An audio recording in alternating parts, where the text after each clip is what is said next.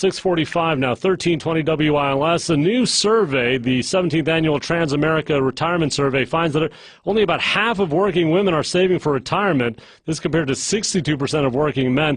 Christy Stabe with us, wealth manager at SilverSailWealthAdvisors.com. Great to have you on the show, Christy. Thanks, Michael. I'm glad to be here. Yeah, that's a scary prospect. Now, when you are talking with women who are nearing retirement, do you have any words of advice for them if they haven't really prepared fully for that?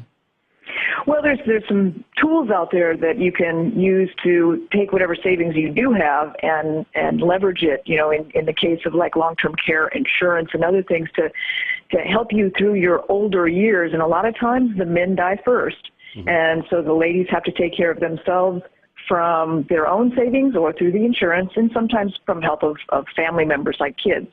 Okay, you say tools. What kinds of options are there really, let's say if the family can't help you per se?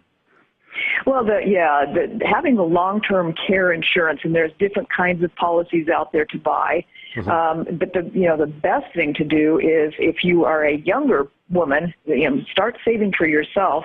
And even as the older woman, as you were asking, Michael, they almost have to make sure that they're taking care of themselves financially. It's almost like that analogy of having the oxygen mask on yourself first in the plane when we're having a problem so you can help others. So that analogy is good. Why do you think half of women don't actually think about retirement or save or make it a priority?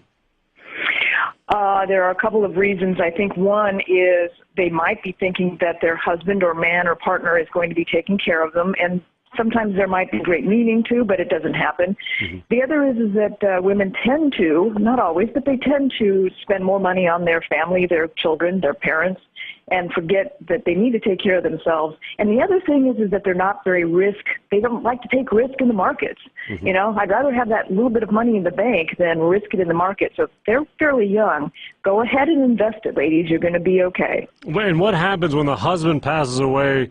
What's the financial consequence usually for the women?